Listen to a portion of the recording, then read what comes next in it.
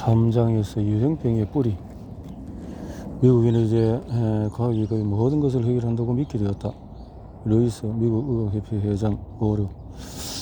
의학 역사에서 가장 위대한 순간들 중에 하나를 되돌아보며 현대의 유행병에 대한 좀 조사를 하는 건 좀 이상해 보이겠다. 하지만 소라진이 정신약물학 혁명을 일으켰고 또 우리 사회가 어떻게 믿게 되었는지 이해하려면 우리는 독일 과학자 폴 에를리의 실험실로 돌아가야 한다.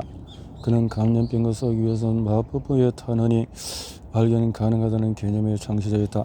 그가 성공했을 때 세상은 모든 질병에 대해서 기적의 치료법들이 발견 가능하다고 생각했다.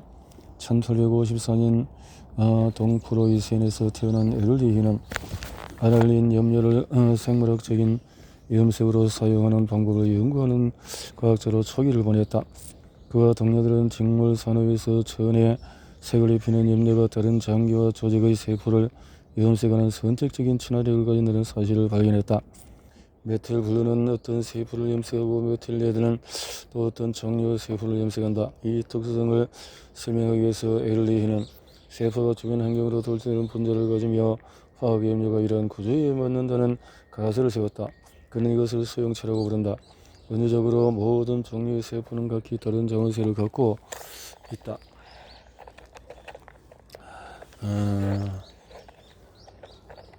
이것이 메틸블루는 어떤 세포를 염색시키고 메틸레드는 또 어떤 종류의 세포를 염색시키는 이유가 된다. 이 두 가지 염색약은 각기 다른 자원세에 특화된 열쇠와 같다. 에를리히는 라이프치히 대학의 박사과정 학생이던 1870년대에 이 연구를 시작했다. 이때는 미생물이 전염병을 일으킨다는 사실을 로버트 코흐와 루이 파스테르가 증명하던 시기이기도 하였다. 만약 유기체가 특정 박테리아 종에 감염되었다고 생각할 때 이 박테리아와 특정 친화력을 가진 물질을 발견하고 이것들이만 작용한다면 치료 효과를 발휘하기 쉬울 것이다. 1899년 에를리히는 파전급으로부터 왕리 실험치료소 연구소장으로 임명되어 마법의 탄환을 찾기 시작했다. 그는 기면병을 비롯해서 여러 다른 질병을 일으키는 단세포 기생충인 트리파노저음을 선택적으로 죽이는 약을 찾는 데 집중했고 비소화물인 이톡실을 가장 우선하여 마법 탄환 후보로 정했다.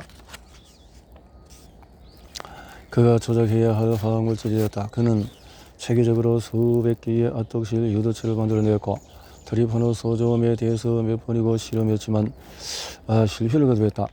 마침내 1909년 에를리히가 900개 이상의 화학물을 시험한 후에 그의 조수 중에 한 명은 606번의 화학물이 몇 억의 원인균인 스피로체타 팔리도를 죽이는지 확인해 보기로 했다. 에를리히의 성공은 과학자들이 다른 발병 원인 미생물에 대항하는 마법의 탄환을 찾도록 영감을 주었다. 비록 25년이 걸렸지만 1935년 바이엘 화학에서는 두 번째 기적의 약을 만들었다. 바이엘은 오래된 콜타르 화합물의 유대체인 설팔아미드가 포도당 구균과 연쇄성 구균 감염을 제거하는 데 상당히 효과적임을 발견했다. 마법의 탄환 혁명은 비로소 제대로 진행되었다. 다음은 페니실린 차례였다. 베르글리선드 플레밍이 1928년 박테리아를 죽이는 곰팡이를 발견했지만 그와 연구진은 배양의 어려움을 알았다. 배양에 성공한 때마저도 효과적인 약으로 바꿀 충분한 양의 활성 성분인 페니실린을 추출하고 정화하지 못했다. 그러나 1941년 제2차 세계대전이 격렬해지면서 영국과 미국 모두 이 장애를 극복에 절박했다. 장염을 전쟁 중에 상처 감염으로 인해서 생명을 잃는 군인들이 많았기 때문이다. 미국은 제약회사인 머크스키브 화이저의 과학자들에게 이 프로젝트의 공동 수행을 요청했다. 결과로 1944년 D-Day까지 영국과 미국은 노르망디 침공에서 부상당한 모든 군인에게 제공할 충분한 페니실린 생산이 가능했다. 루이 서덜랜드는 자신의 책 마법의 탄환에 썼다. 드디어 기적의 치유시대가 왔다. 실제로 전쟁이 끝나면서 의학은 큰 도약을 이어갔다. 제약회사들은 페니실린 외에도 다른 강범위 항생제인 스트랩토마이신, 클로로마이세틴, 오레오마이신 등을 발견했다. 갑자기 의사들은 폐렴, 성홍열, 디프테리아, 결핵을 비롯한 여러 다른 전염병들을 치료할 알력을 갖게 되었다. 이 질병들은 여러 세기 동안의 인류의 재앙이었다. 정치 지도자들과 의사들은 모두 이 위대한 날에 대해서 이야기한다. 1948년 미국 국무장관 조지 마셜은 전염병이 곧 지구상에 사라질 것이라고 확신에 차서 예측했다. 몇 년 후에 아이젠하워 대통령은 모든 미생물의 무조건 항복의 도래를 예상했다. 1950년대 초의 의학은 가을 동면에서 수많은 성공을 열거했다. 제약회사들은 개선된 마취제, 진정제, 항히스타민제, 항경련제를 개발했다. 이것은 과학자들이 중추신경계의 작동을 돕는 화학물질을 합성하는 실력이 더 나아졌다는 증거다. 1922년에 제약회사 일라이 릴리는 도살장가는 동물의 췌장에서 인슐린 호르몬 추출법을 알아냈고, 이런 의사들에게 당뇨병의 효과적인 치료법을 제공했다. 인슐린 대체요법은 질병에 대한 마법에 달하는 수준까지는 아니었지만 몸이 모자란 것의 생물학적인 해결책 제공은 상당한 의학적인 진보였다. 1950년 영국 과학자 헨리 데일경은 영국 의학 저널에 보낸 편지에 의학의 오랜 역사 속의 이 특별한 순간을 요약했다. 이 위대한 운동의 시작을 지켜본 우리는 그러한 시대를 살아온 것이 기쁘고 자랑스럽다. 그리고 이제 시작되는 50년을 살아가는 사람들이 훨씬 더 넓고 장엄한 발전을 보게 되리라고 확신한다. 미국은 이 놀라운 미래를 준비했다. 전쟁 전에는 앤드류 카네기와 존 디 록펠러 같은 저명한 개인 후원자의 자금 지원을 받았지만 전쟁이 끝나자 미국 정부는 이 노력의 자금을 지원하기 위해서 국립과학 재단을 설립했다. 아직 정복할 많은 질병이 남았고 국가 지도자들은 뒤처진 의학 분야를 찾았다. 이들은 다른 모든 분야에 비해서 가장 뒤처진 분야를 재빠르게 발견했다. 정신의학은 약간의 도움밖에 주지 못할 학문으로 여겨져 왔다. 새로운 정신의학 상상하기. 의학분과로서 정신의학은 19세기 수용 형태의 정신병원에 뿌리를 둔다. 1844년 작은 수용소를 운영하던 13명의 정신과 의사들이 필라델피아에서 만나서 광인 수용시설 의학강도간협회를 결성한다. 당시 수용소들은 케이크 교도에 의해 유기에 소개된 도덕치료라는 환경을 통한 돌봄을 제공했고, 이는 한때 좋은 결과가 나왔다. 대부분의 정신병원에서 새로 입원한 환자들의 50% 이상이 1년 안에 퇴원하고 퇴원자 상당수는 다시 입원하지 않았다.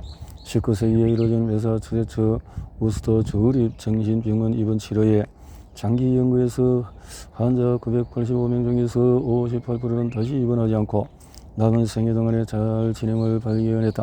그러나 1800년대 후반에 지역사회가 치매 노인, 매독 환자, 기타 신경학적인 질환을 가진 환자들을 정신병원에 수용하면서 규모가 거대해졌고 도덕 치료는 실패로 여겨진다.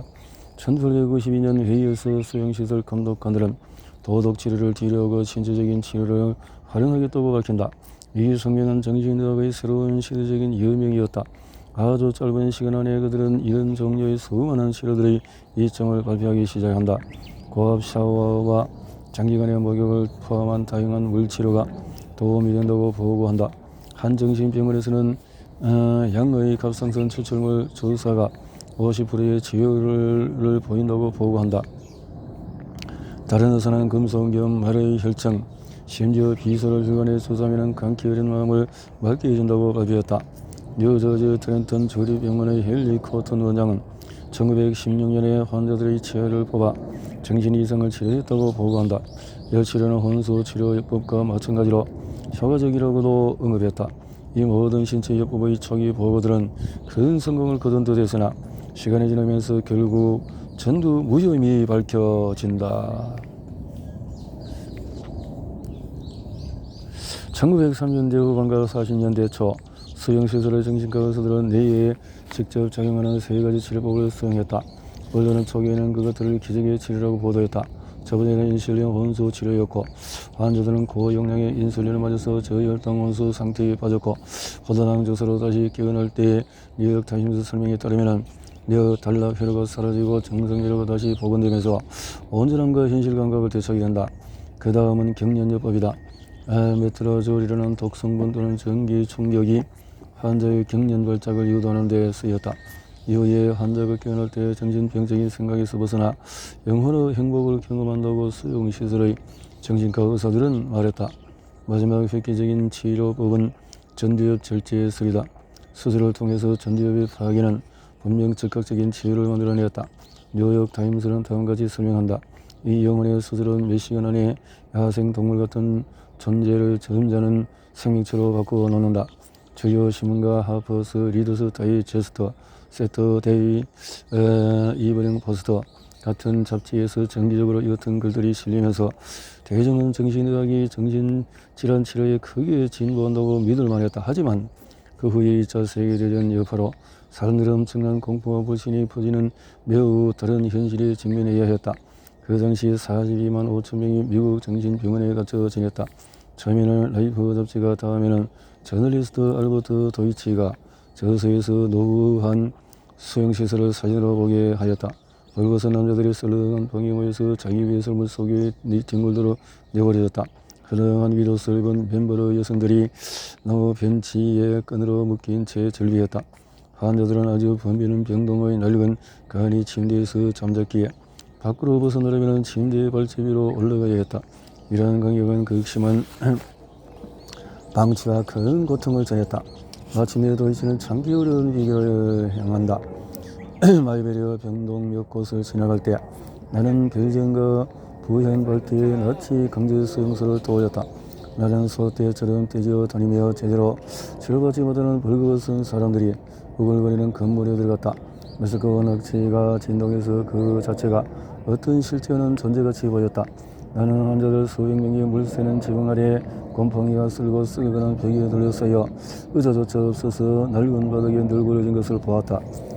국가는 분명히 정신질환으로 입원한 환자들의 치료 환경을 다시 만들어야 했다. 하지만 그 필요성을 고려하면서도 일반인의 정신건강을 걱정할 이유 또한 발견한다. 전쟁 기간에 정신과 의사들은 징집된 사람들의 정신적인 문제를 선별했고 미국 남성 175만 명이 정신적으로 부적합하다고 판단했다.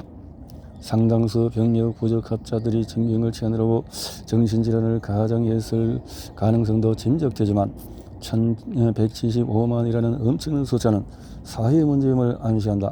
유럽에서 들어온 많은 참전 용사들도 감정의 어려움을 겪었다. 1945년 9월에 선택 복무 시스템 책임자인 루이스 허시 장관은 의회에서 국가가 너무 오래 숨겨온 이 문제의 해결에 나설 필요에 대해서 발언한다. 정신질환은 전쟁 중에서 만난 비효율적인 인력 상실의 가장 큰 원인이었다. 정신질환은 비로소 국가의 주요 관심사가 되었다. 이 인식은 항생제야말로 박테리아를 사멸시킬 유용한 도구임을 알아차릴 즈음에 나타났다. 장기 해결책을 어디서 찾을지 모든 사람이 쉽게 깨달았다. 국가는 과학의 변혁적 힘을 믿었다. 인슐린, 혼수, 전기 충격, 뇌엽 절제술 같은 기존의 의학 치료법들이 더 많은 환자에게 제공되어야 하고 감염병에 맞서는 데 이룬 놀라운 진전 과정과 마찬가지의 장기 해결책을 찾아야 한다. 정신질환의 생물학적인 원인 연구는 심하거나 심하지 않은 정신질환자 모두에게 더 나은 치료법으로 이어질 것이다. 카네티컷 저 하드보드 생명연구소 소장 찰스 벌랭에임은 쓴다. 정신의학 분야 시작이 구비는 감옥에서 시작되었다는 사유가 정신의학이 완전히 단절될 때가 가까이 왔다. 나는 우리 정신과 의사가 비로소 의사가 되어 의사로서 판단하고 최고 의료기관의 운영 방식과 의사대의 환자 간기로 정신병원을 운영해야 한다고 믿는다. 1946년에 의회는 연방정부의 경제력으로 이러한 정신의료 개혁을 뒷받침하는 국가정신건강법을 통과시킨다. 정부는 정신질환의 예방, 진단, 치료에 대해서 연구를 후원하고 주와 도시들과 정신과 진료소 및 치료센터 설립을 위한 보조금을 제공하기로 한다. 4년 후에 미국 의회는 이 계획을 두루 감독하기 위해 미국 국립정신건강연구소를 만든다. 뉴욕대 교수 하워드 러스커는 뉴욕타임스 주간 칼럼에서 주장한다. 우리는 정신의 문제가 신체 질병만큼이나 실제하며 불안과 우울증은 중수돌기염이나 폐렴만큼 적극 치료가 필요함을 깨달아야 한다. 이런 상태는 모두 의학 접근이 필요한 의료 문제들이다. 이제 정신의학과 치료제의 탈바꿈을 위한 의뢰가 마련되었다. 대중은 과학의 경이로움을 믿었고 국가는 정신질환자들의 치료를 개선할 긴급한 필요성을 느꼈으며 정신질환들에 대한 신규 치료제가 만들어지리라는 것은 어려운 일이 아니었다. 그렇게 마법에 탄한 정신의학의 그것은 정신의학 역사 최초의 약물 치료였다. 네이슨 클라인 연구 책임자. 설파기의 약물을 빌어서 항생제 발견을 견인한 마법탄한 모델은 단순했다. 첫째, 질병의 원인이나 특성파. 둘째, 이에 대항하는 치료법 개발이다. 항생제는 이미 알려진 침입자인 박테리아를 죽인다. 일라일리 사이의 인슐린 치료법은 같은 주제의 변주였다. 당뇨병의 인슐린 결핍 때문임을 알게 된 후에 일라일리는 인슐린 치료법을 개발했다. 항생제와 인슐린 치료법 개발, 둘 다 진보를 위한 마법의 공식인 질병에 대한 지식 획득이 먼저였다. 하지만 어떻게 1세대 항정신병 약물이 발견되었는지, 그리고 이 약들이 어떻게 특정 질병에 대한 해독제처럼 항정신병 약물, 항불안제, 항우울제로 불렸는지 설명하면 매우 다른 작동 과정이 드러난다. 정신양리학 혁명의 한 부분은 과학이고 두 부분은 희망적 사고여서 탄생했다. 신경이완제, 주요신경안정제, 보조신경안정제, 정신활력제. 오늘날 정신양리학 혁명으로 시작으로 기억되는 약인 소라진을 발견한 여기는 1940년대 프랑스 제약회사 론 폴랑 연구원들이 마법의 탄환으로 추정된 물질인 페토티아진 계열 화합물을 시험할 때 시작이 된다. 항히스타민의 속성을 가짐을 발견했다. 이 브로메타진의 수술 사용 가능을 암시했는데 신체는 상처와 알레르기에 반응하여 히스타민을 방출한다. 만약에 이 히스타민 반응이 너무 강하면 혈압의 급격한 저하로 이어질 테고, 이는 때로 수술 환자들의 생명을 위협 가능함이 증명되었다. 1949년에 프랑스 해군 소속 35세 외과 의사인 앙리 라보리는 티니지 비제르테의 해양병원에서 자신의 환자들에게 프로메타진을 투여했다. 그는 이 약이 항히스타민의 특성을 가질 뿐 아니라 쾌감을 일으킬 정도의 고요함을 유발시켜 환자들이 이완되고 무표정한 채 조용하고 나른해짐을 발견했다. 프로메타진은 마취제로 사용 가능하다고 생각되었다. 당시 바비투레이워트와 모르핀이 일반 진정제와 진통제로 쓰였지만 뇌 전반의 기능을 억제해서 상당히 위험했다. 하지만 프로메타진은 분명히 뇌의 특정 부위에 선택적으로 작용했다. 라보리는 설명한다. 이 약으로 특정 뇌 기능이 차단 가능하다. 수술 환자도 고통도 불안도 느끼지 않았고 종종 자신이 받은 수술을 기억 못한다. 만약에 이 약이 수술을 할 때 쓰이는 마취 환압제의 일부로 사용된다면 위험성이 높은 마취제를 훨씬 낮은 용량으로 사용 가능하다고 라보리는 판단했다. 프로메타진 혹은 프로메타진으로 합성된 더 강력한 유도체를 포함하는 약물 칵테일이라면 수술을 훨씬 안전하게 만들 것이다. 1951년 6월에 라보리는 수술 환자들을 대상으로 클로로프로마진을 포함하여 약물 칵테일 실험을 했다. 예상대로 이 약은 환자들을 몽롱한 상태로 이끌었다. 다른 뇌과 의사들도 시험해 보았고 이 약이 다른 마취제의 효과를 강하게 만드는 역할을 한다고 보고했다. 진정한 의학적인 뇌엽 절제술이 만들어졌다. 오늘날 우리는 뇌엽 절제술을 인체를 훼손하는 수술로 생각하지만 그 당시에는 유용한 수술로 여겨졌다. 불과 2년 전 노벨의학상은 뇌엽 절제술을 발명한 포르투갈의 신경과 의사 에가스 모니즈에게 수여되었다. 언론은 뇌엽 절제술을 마음에서 광기를 깔끔하게 뽑아내는 수술이라고까지 선전했다. 하지만 수술의 가장 확실한 역할은, 그리고 수술을 시행한 사람들의 수술에 대한 이해는 사람들을 심오한 방식으로 변화시킨 것이었다. 이 수술은 사람들을 무기력하고 무관심하고 아이처럼 만들었다. 그것은 뇌엽 절제술 신봉자들에 의해 환자들의 정신 증상이 전에 비해 개선된 것으로 보였으며, 라보리의 말로 믿는다면 환자들을 비슷한 방식으로 변화시킬 약을 찾은 것이다. 1952년 봄, 저명한 프랑스 정신과 의사인 장 딜다의 이와 피에르 드니커는 클로로프로마진을 세인트 앤 병원의 정신병 환자들에게 투여하기 시작했다. 곧 이 약은 유럽 전역의 정신병원으로 퍼져나갔다. 약 사용에 대한 보고서 내용은 동일했다. 병동은 더 조용해지고 환자들은 관리하기 쉬워졌다. 딜레이와 드니커는 1952년에 발표한 1년의 논문에서 클로로프로마진에 의해 유발되는 정신증후군을 다음과 같이 설명한다. 환자는 앉거나 누워서 심지에서 움직이지 않고 종종 눈꺼풀이 처진 채 창백하다. 그는 대부분 시간 침묵한다. 질문을 받으면 그는 잠시 후에 천천히 무관심하고 단조로운 말투로 대답하고 몇 마디 말하고 바로 침묵한다. 환자의 대답은 대부분 타당하고 적절하며 환자가 주의를 기울이고 사고 가능함을 보여준다. 하지만 그는 좀처럼 질문을 주도하지 않는다. 그는 자신의 집착, 욕망, 기호를 드러내지 않는다. 그는 대개 치료를 통한 호전을 의식하지만 행복감을 표현하지는 않는다. 외부 자극에 대한 명백한 무관심 또는 반응 지연, 감정과 정서의 중립, 의식적인 인식, 지적 능력의 변화 없이 주도하고 몰두하는 능력 모두 감소하는 것이 약물 치료로 인한 정신 증후군의 양상이다. 미국 정신과 의사들은 클로르프로마진을 주요 신경 안정제로 명명했다. 프랑스에서 딜레이와 데니커가 보다 정확한 과학 용어로 만들었다. 이 신약은 신경계를 통제하고 억제한다는 의미를 담은 신경 유한제였다. 그런 클로르프로마진이 기면성 내염,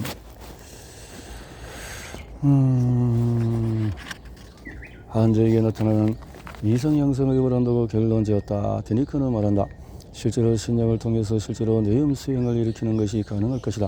증상은 가역적인 졸음에서 모든 유형의 운동 이상증과 과운동증으로 그리고 마지막에는 파킨슨병으로 진행이 되었다. 미국의 정신과 의사들은 이 새로운 약이 알려진 어떤 정신병에도 고치지 못한다는 사실을 프랑스의 정신과 의사들과 비슷하게 이해했다. 정신과 의사 E.H. 바슨저는 1955년 필라델피아에서 열린 클로르프로마진 관련 학술 집단회에서 다음과 같이 말한다. 우리는 이 약으로 질병을 치료하는 것이 아님을 기억해야 합니다. 우리는 특정한 효과를 내기 위해서 신경양리학 제제를 사용합니다. 론 플랑이 메토티아진의 말라리아에 대항한 마법 탄환 효과를 실험할 무렵에 체코 대생화학자 프랭크 버그는 런던에서 비슷한 연구를 진행했고 그의 연구 결과는 1955년 보조신경안정제의 시장 판매로 이어집니다. 이렇게 버그는 전쟁 동안의 약으로 효과적일 만큼 충분한 양의 페니실린을 만드는 방법 개발에 공헌한 영국 과학자 중에 한 명이었다. 그러나 페니실린은 단지 그름양 성분에만 효과적이었다. 전쟁이 끝난 후에 버그는 고통스러운 호흡기질환, 비뇨기 질환, 위장질환을 일으키는 그림 음성균을 죽이는 마법 탄환을 찾으려 했다. 당시 영국에는 그림 음성균에 효과적이라고 광고되는 페록스톨이라는 상급용 살균제가 존재했다. 브리티시 드러그하우스 사이에서 근무하는 버그는 이 제품의 주요 성분인 페닐글리세롤 에테르를 첨가하여 항균 효과가 더 좋은 제품을 생산했다. 메페네신이라는 화합물이 유망하다고 판단되었을 때 그는 약을 쥐에게 주입하여 독성을 실험했다. 버그는 다음과 같이 기록한다. 놀랍게도 이 화합물은 이전에 보지 못했을 정도로 소위근의 가역적인 이완성 마비를 일으켰다. 버그는 강한 근이완제를 우연히 발견했다. 그 자체로도 충분히 호기심을 유발하지만 더 놀라운 것은 약물로 마비를 경험하는 쥐는 새로운 공경에도 스트레스 반응의 징후가 나타나지 않았다는 점이다. 그는 스스로 바로 서기 어려운 동물들을 눕혀놓았지만 동물들의 심장박동은 규칙적이었고 자율신경계는 안정적이었다. 쥐는 조용하고 고요한 상태를 유지했다. 버그는 이 놀라운 새 화합물을 근육마비를 일으키지 못할 정도의 낮은 용량으로 투여했을 때도 이상한 평온함을 보인다는 사실을 발견했다. 버그는 이런 종류의 약물이 사람들이 불안을 가르치는 약으로 상급적 가능성을 가짐을 깨달았다. 하지만 페메네신은 작용 시간이 너무 짧은 약물이었다. 그는 미국으로 건너가서 뉴저지의 윌리스 연구소에서 페메네신보다 1000에서 8배 더 오래 지속되는 화합물인 메프로바메이트를 합성했다가 버그가 이 약을 동물에게 줬을 때 강력한 길들이기 효과가 발견되었다. 메트로바메이트가 투여된 원숭이는 포악성을 잃었고 다루기가 쉬웠다. 윌리스 연구소는 1955년 메프로바메이트를 제약시장에 출시하여 밀타운이라는 상품명으로 판매했다. 다른 제약 회사들은 경쟁약품 개발에 안간힘을 썼다. 그러면서 동물을 덜 공격적이면서 고통에 무감각하게 만드는 화합물을 찾았다. 호프만과 로시오의 화학자 레오 스턴백은 클로로디아제폭사이드를 쥐에게 투여했을 때 강력하고 독특한 진정 효과가 나타남을 확인했다. 소량의 약물 투여 후에 전기 충격을 줄 때도 지능 계속해서 얌전한 모습을 유지했다. 그럼에도 불구하고 우리에게 불이 켜질 때마다 배변 등 극심한 스트레스 징후를 보였다. 하지만 그들에게 클로르디아 제폭사이드를 투여했다면 어땠을까? 빛이 번쩍해도 저들은 조금 더 신경 쓰지 않을 것이다. 그들은 불안은 사라지고 다가올 전기 충격에 대해서 걱정하지 않고 음식을 얻기 위해서 랩으로 누를 것이다. 호프만 로션은 1960년 클로드 랩 제폭사이드를 리브리움이라는 상품으로 제약시장에 내놓았다. 뻔한 이유로 대중은 보도 신경 안정제의 결과로 이어진 동물 실험에 대해 듣지 못했다. 정신의학은 이제 입원 환자를 진정시키는 신약과 불안을 원치 않은 두 번째 약을 보유하게 되었다. 제2차 세계대전에서 이렇게 결핵 환자들이 빠르게 경쾌한 상태로 된다면 이 약들은 우울증 치료제로도 사용이 가능하다. 1957년 뉴욕타임즈 2% 이어지리의 뜻밖의 여정을 정리했다. 항결핵제의 부작용에 회복 어려운 중증 우울 환자를 도울 화학약으로 이끌렸을 가능성이 있다. 개발자들은 이 약을 신경 안정제와 반대 역할을 하는 정신 환승제로 부른다. 이 약들이 정신양리학 혁명을 일으켰다. 3년의 짧은 기간 동안에 정신의학은 정신병원에서 분노, 우울증으로 불안하거나 조증인 환자를 안정시킬 새로운 약을 얻었다. 그러나 과학자들이 이러한 증상을 일으키는 질병 과정이나 뇌의 이상을 확인한 뒤에 개발된 약은 나오지 않았다. 그들은 2차 세계대전 후의 감염에 대항하는 마법 탄환을 찾기 위해서 노력했지만 그 과정에서 연구원들은 새로운 방식으로 영향을 미치는 화합물에 걸려 넘어졌다.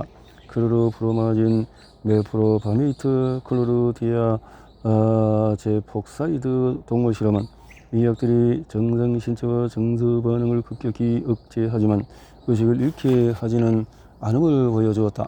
이 부분은 주요 신경 안정제와 보조 신경 안정제의 매우 참신한 지점이었다. 이 약들은 선택적인 방식으로 뇌 기능을 억제했다.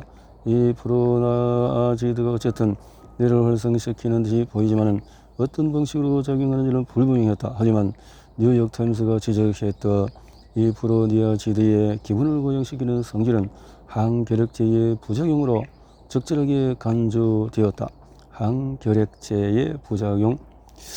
이 프로니아지드 계열약들은 긍정제로 주로 묘사되었다. 그러나 미디어에서는 전혀 다른 종류 이야기가 들려왔다.